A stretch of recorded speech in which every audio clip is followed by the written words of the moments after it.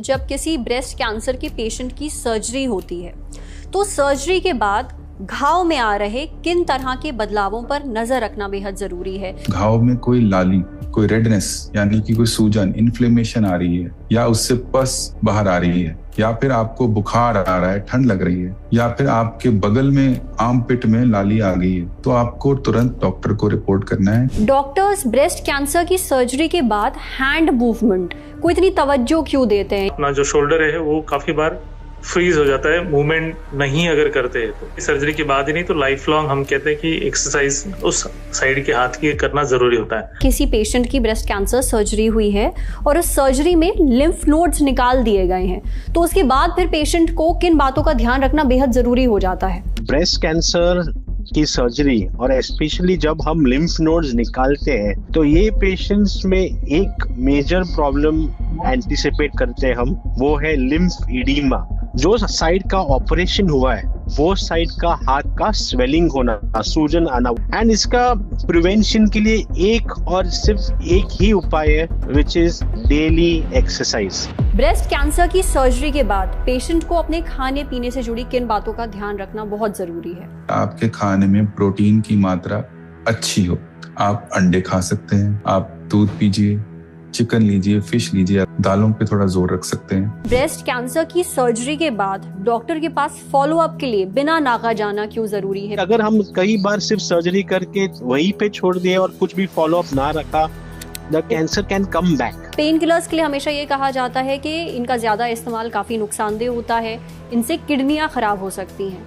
पर breast cancer के patients में क्योंकि पेन किलर्स थोड़े लंबे वक्त तक चलते हैं, ऐसे में पेशेंट्स किन बातों का ध्यान रखें जिससे ये पेन किलर का जो इफेक्ट है वो थोड़ा कम किया जा सके, उसके नुकसान से बचा जा सके।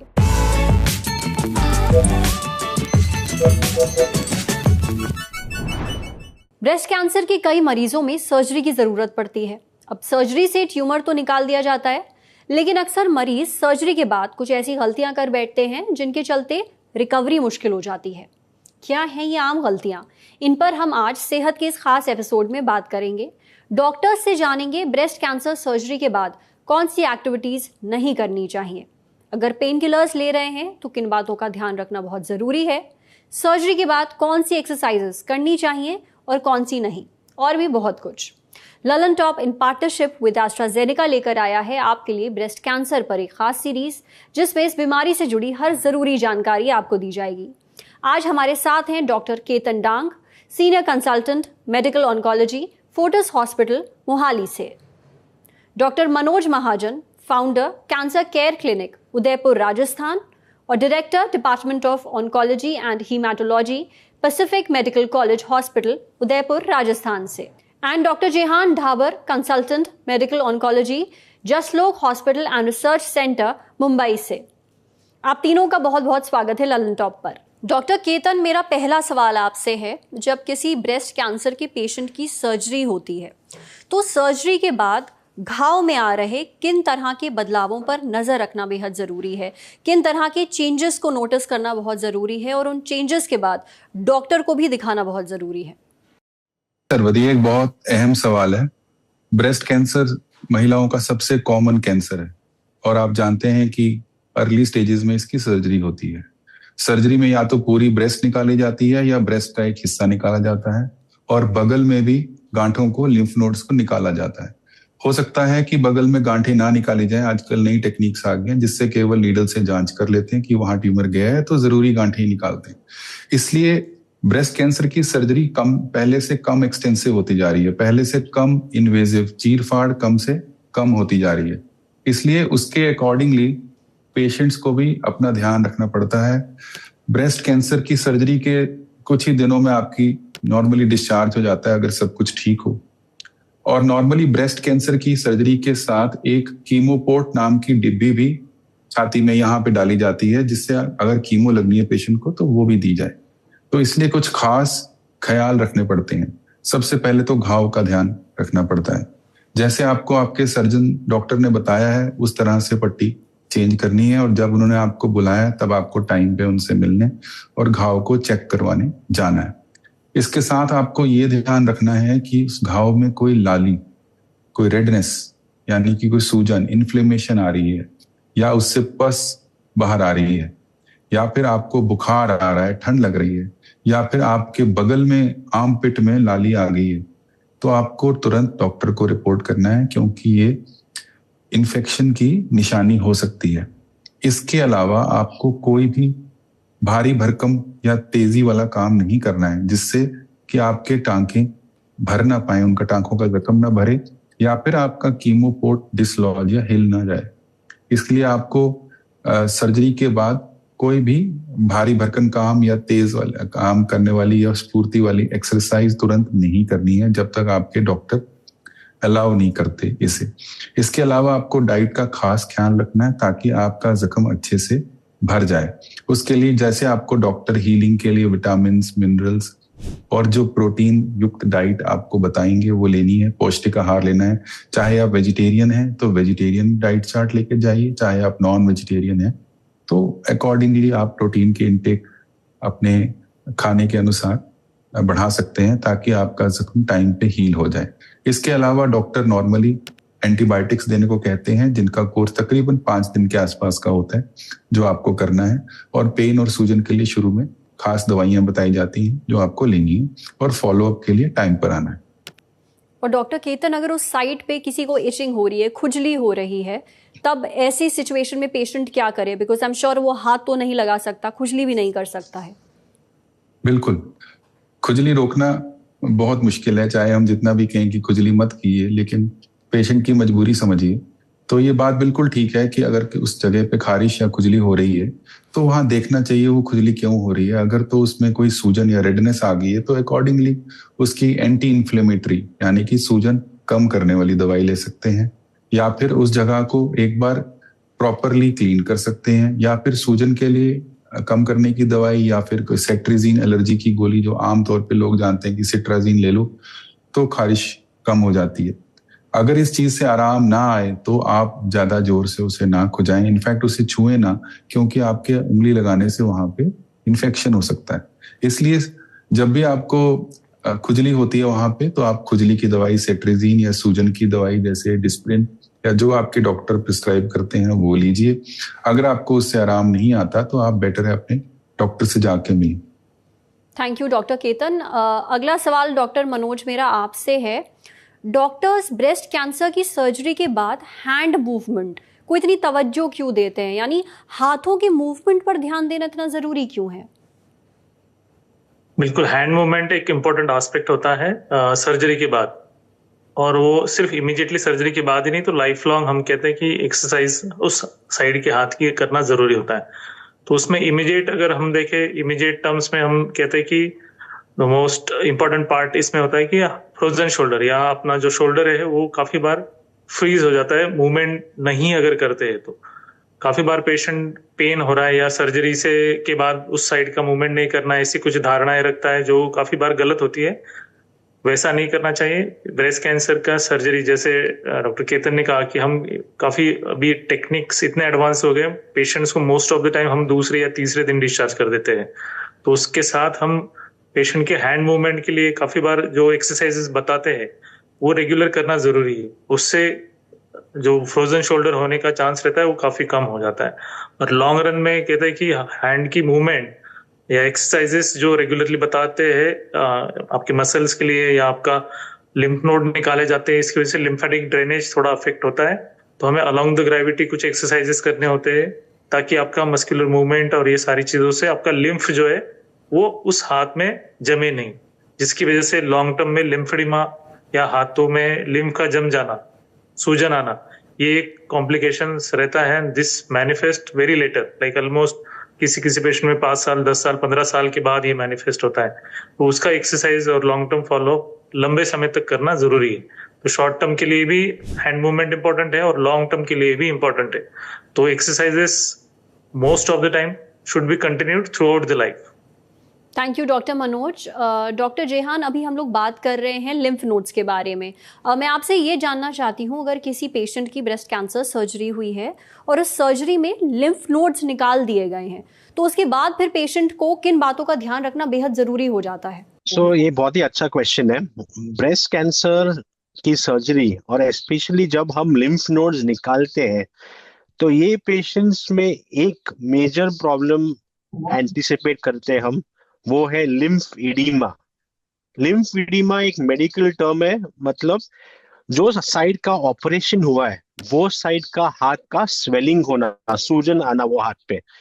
एंड ये स्वेलिंग कभी भी आ सकती है, ऑपरेशन का 10-15 दिन के बाद या ऑपरेशन का 3-4 साल के बाद भी।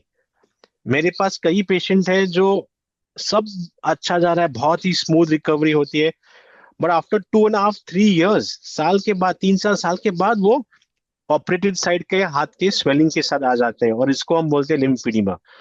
एंड इसका प्रिवेंशन के लिए एक और सिर्फ एक ही उपाय है, which is daily exercise. As soon as the surgery is done, हम कई बार पेशेंट को, हर एक पेशेंट को एक्सप्लेन करते हैं सर्टेन सेट ऑफ एक्सरसाइजेस। हम ये पेशेंट को एक बुकलेट और पैम्फलेट देते हैं जिसमें सारे एक्सरसाइजेस दिखाए जाते हैं कि कैसे करना है, क्या करना है। If the patient adheres to this, ये एक्सरसाइज अगर वो रोज करते हैं, तो ये लिम्फेडिमा के चांसेस ऑलमोस्ट 0 रहते हैं। Thank you doctor Jehan. Doctor Ketan, अगला सवाल मेरा आपसे है, ब्रेस्ट कैंसर की सर्जरी के बाद पेशेंट को अपने खाने पीने से जुड़ी किन बातों का ध्यान रखना बहुत जरूरी है? पेशेंट के करीबी रिश्तेदार अक्सर ये पूछते हैं कि डॉक्टर साहब, इतनी बड़ी सर्जरी के बाद अपने मरीज को हम खाने में क्या दें ताकि वो स्वस्थ रहे, उसका जख्म भी स्वस्थ रहे और उसकी रिकवरी अच्छी हो जाए। इसलिए ये बहुत जरूरी है कि आपके खाने में प्रोटीन की मात्रा अच्छी हो, चाहे आप वेजिटेरियन हैं या नॉन वेजिटेरियन। आप अंडे खा सकते हैं अगर यदि आपको सूट करता है, आप दूध पीजिए, चिकन लीजिए, फिश लीजिए अगर आप नॉन वेजिटेरियन हैं, दालों पे थोड़ा जोर रख सकते हैं। तो इस तरह आपको हाई प्रोटीन डाइट लेनी है, जो कि आप सब समझते हैं कि प्रोटीन से जख्म जल्दी भरते हैं। इसके अलावा विटामिन सी की एक विशेषता है कि वो जख्म भरने में हेल्प करता है, तभी अक्सर डॉक्टर विटामिन सी की टैबलेट्स डालते हैं। लेकिन आप विटामिन सी को नेचुरली कुछ फ्रूट्स में खा सकते हैं, जैसे कि आंवला, अमरूद, गुआवा या ऑरेंजेस यानी संतरे, माल्टे, इन सब में पर्याप्त मात्रा में विटामिन सी होता है। इसके अलावा कुछ ऐसे पदार्थ हैं खाने में जैसे हल्दी, जिसकी मात्रा अच्छी ठीक रहनी चाहिए, जिससे कि एंटी इन्फ्लेमेटरी इफेक्ट आता है, इन्फ्लेमेशन में कमी आती है, यानी कि जख्म के भरने में सूजन कम हो जाती है। इसके अलावा नमक की मात्रा कंट्रोल में रखें, क्योंकि नमक यदि ज्यादा होगा खाने में तो बाजू की सूजन ज्यादा बढ़ सकती है, लिम्फेडिमा। फिर लिम्फेडिमा यानी बाजू की सूजन अगर बढ़ गई तो उसकी कॉम्प्लिकेशंस हो सकती हैं। ये बाजू की सूजन इसलिए होती है क्योंकि ब्रेस्ट कैंसर में छाती के अलावा बगल की गांठों को भी अक्सर निकाला जाता है, क्योंकि वहां कैंसर ना पहुंच गया हो, ये चेक करने के लिए। इसलिए इसका भी खास ख्याल रखना है कि बाजू की सूजन कम रखने के लिए आपको नमक की मात्रा कम रखनी है। इसके अलावा वो फूड्स जैसे ग्रीजी, चिकनाई वाले तेल और घी बहुत ज्यादा नहीं, हाँ 1 चम्मच घी तक दिन में अलाउड है, लेकिन बहुत ज्यादा ग्रीजी, ऑयली, तेल रिच और मसाले युक्त खाना खाने से ना तो आपको दवाइयां पचेंगी और आपकी रिकवरी भी उतनी अच्छी नहीं होगी और शुगर भी बढ़ सकती है। इसलिए अपने मसालों को और अपने तेल, चिकनाई वाली चीजों को कंट्रोल में रखें ताकि आपके जख्म की हीलिंग अच्छी हो। और सबसे जरूरी है क्या नहीं खाना पीना, वो है अल्कोहल। सर्जरी के अल्कोहल अल्कोहल मत पिए, क्योंकि उससे दवाइयों से इंटरेक्शन भी होगा, दवाइयां अच्छे से नहीं पचेंगी, आप अपने जख्म का ख्याल नहीं रख पाएंगे। इसलिए आपको अल्कोहल नहीं पीना है, और साथ में अल्कोहल पीने से इम्यूनिटी टेम्पररी कम हो सकती है और जख्म की हीलिंग भी स्लो हो सकती है। तो इन सब चीजों का आपको ध्यान रखना चाहिए रिगार्डिंग खाना पीना। डॉक्टर मनोज, मेरा अगला सवाल आपसे है, ब्रेस्ट कैंसर के जो पेशेंट्स हैं उनमें पेन मैनेजमेंट बहुत ज़रूरी होता है। पेशेंट्स को सर्जरी के बाद अक्सर पेन किलर्स दिए जाते हैं। अब पेन किलर्स के लिए हमेशा ये कहा जाता है कि इनका ज़्यादा इस्तेमाल काफ़ी नुकसानदेह होता है, इनसे किडनियाँ ख़राब हो सकती हैं। पर ब्रेस्ट कैंसर के पेशेंट्स में क्योंकि पेन किलर्स थोड़े लंबे वक्त तक चलते हैं, ऐसे में पेशेंट्स किन बातों का ध्यान रखें जिससे ये पेन किलर का जो इफेक्ट है वो थोड़ा कम किया जा सके, उसके नुकसान से बचा जा सके? बिल्कुल सही कहा आपने। कुछ हद तक पेन किलर दिया जाता है, लेकिन और स्पेशली लंबे समय तक अनमॉनिटर्ड अगर हम कुछ पेन किलर्स, कुछ पर्टिकुलर टाइप के पेन किलर्स अगर लेते हैं तो उससे किडनियों पे असर आ सकता है। ये बिल्कुल सही बात है। तो ज्यादातर बार जो सर्जन्स या जो भी आपके सर्जन हैं उनके कंसल्टेशंस में के हिसाब से जितना मात्रा दिया जाए उतना ही दिन की मात्रा लेनी चाहिए। यूजुअली ये मात्रा बहुत दिनों तक नहीं एक्सीड होती है, 3 से 5 दिन तक ही रहती है मोस्ट ऑफ द पेशेंट्स में। तो इनका सेवन जो है 3 से 5 दिन तक ही सीमित रहना चाहिए। तो इसमें कौन कौन सी दवाइयां जो सेफ रहती है, तो हम कहते हैं कि अल्ट्रासेट या जो पैरासिटामोल और ट्रामाडोल का कॉम्बिनेशन होता है, या फिर पैरासिटामोल के का वेरियस डोसेजेस में जो दवाइयां दी जाती है ये काफी हद तक सेफ रहती है। लेकिन जो हम ओवर द काउंटर काफी बार फार्मेसी से हम डायरेक्टली परचेस कर लेते हैं, जैसे कि ब्रूफेन नाम की गोली है या डाइक्लोफेनाक नाम की गोली है, आइबुपैरा नाम की इंजेक्शन है या गोलियां है, इन तरह की गोलियां अवॉइड करनी चाहिए, इंजेक्शन करना अवॉइड करनी चाहिए। ओवर द काउंटर या अपने खुद के मर्जी से कोई भी दवाइयां नहीं लेनी चाहिए। सबसे इसमें यह है कि अपने मर्जी से कोई भी इलाज या गोलियां पेन के लिए नहीं लेनी चाहिए। पेन के लिए बहुत सिंपल दवाइयां हैं, और जैसे मैंने कहा इसका जो सर्जरी के बाद, ब्रेस्ट कैंसर की सर्जरी के बाद मेडिसिन जो दी जाती है 3 से 5 दिन तक या मैक्सिमम 7 दिन तक दी जाती है। तो काफी बार 7 दिन तक ये पेन खत्म हो जाता है और दवाई है टेम्पररी रहती है। तो अगर आप 5 से 7 दिन का सेवन कर रहे हैं तो काफी बार इसके बहुत ज्यादा साइड इफेक्ट नहीं आते। दूसरा एक प्रिकॉशनरी मेजर हम कहते हैं कि हाइड्रेशन, एडिक्वेट अगर हाइड्रेशन रहा, बहुत अच्छी मात्रा में 2 से 3 लीटर पर डे का इंटेक अगर रहा, अगर हमारा एवरेज वेट 60-70 kg के आसपास है, तो oral intake should be around 2 to 3 litres per day. इतना अगर है तो काफी हद तक हमें साइड इफेक्ट होने का प्रोफाइल काफी कम हो जाता है। तो गोलियां अनमॉनिटर नहीं लेनी है, और ऐसी दवाइयां नहीं लेनी है जिनसे डायरेक्टली किडनी पे असर होता है।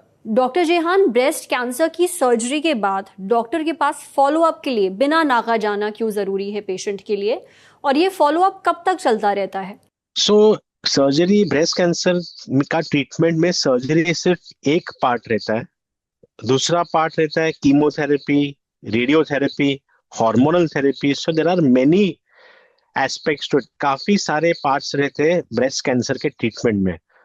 तो एक बार सर्जरी होने के बाद वो पूरा जो पार्ट रहता है, पूरा ब्रेस्ट, लिम्फ नोड्स, ये सारे ही पार्ट टेस्टिंग में जाते हैं, जिसको हम हिस्टोपैथोलॉजी बोलते हैं।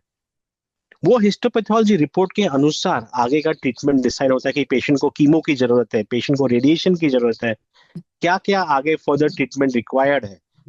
तो जैसे ये हिस्टोपैथ रिपोर्ट आता है, the patient should follow up with the operating surgeon, और वो रिपोर्ट के अनुसार वो सर्जन डिसाइड कर सकते हैं कि अभी आपको कीमो लेना चाहिए, रेडिएशन लेना चाहिए। ये सब फर्दर स्टेप्स बताना बहुत जरूरी है, क्योंकि अगर हम कई बार सिर्फ सर्जरी करके वहीं पे छोड़ दिए और कुछ भी फॉलोअप ना रखा, सर्जन के पास वापस ना गए, the cancer can come back, वापस आ सकता है कैंसर।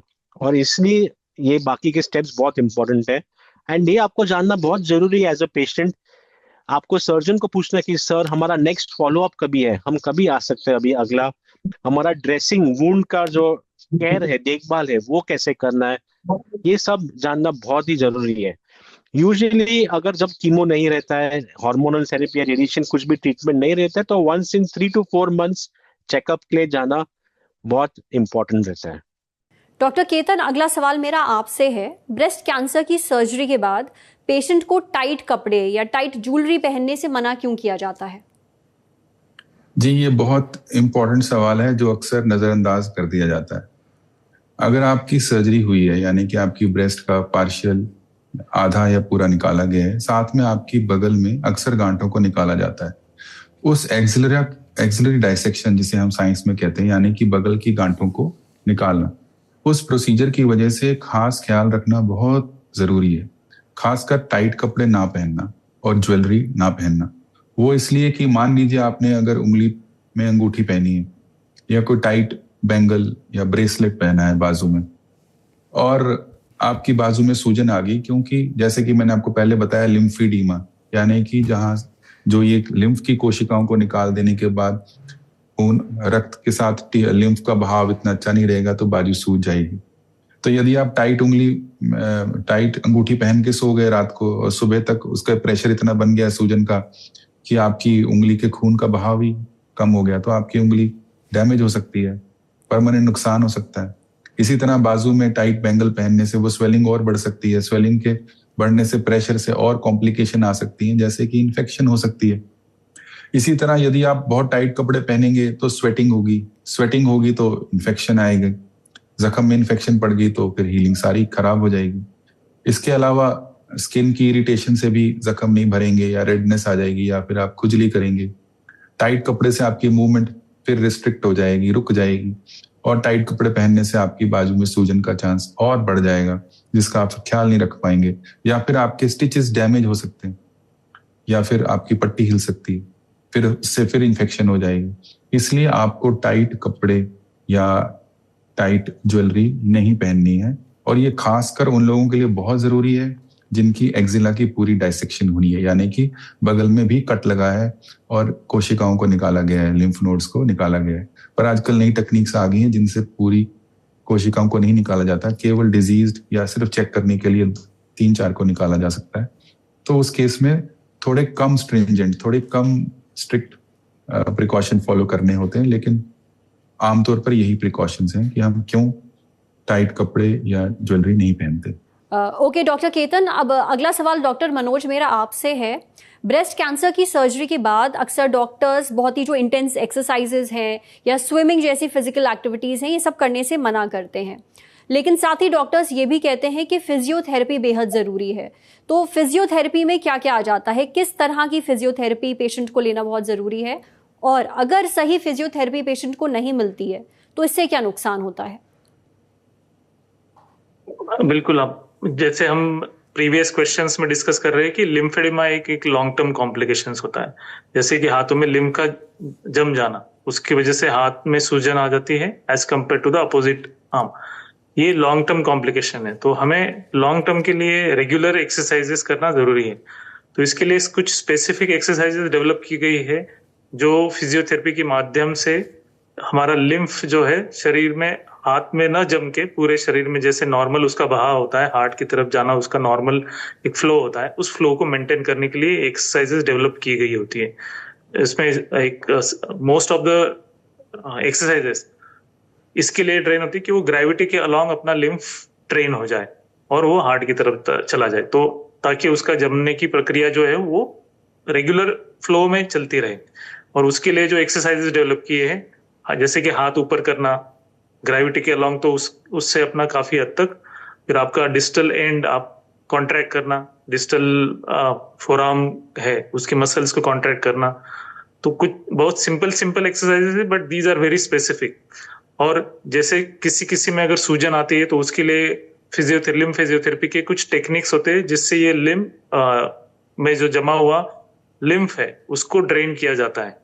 तो ये एक्सरसाइजेस रेगुलर करने से ये लिम्फ जमेगा नहीं और लॉन्ग टर्म में लिम्फेडिमा नहीं होगा। लिम्फेडिमा एक बहुत सीरियस कॉम्प्लिकेशंस है जिसके लिए definite treatment is not available as of now.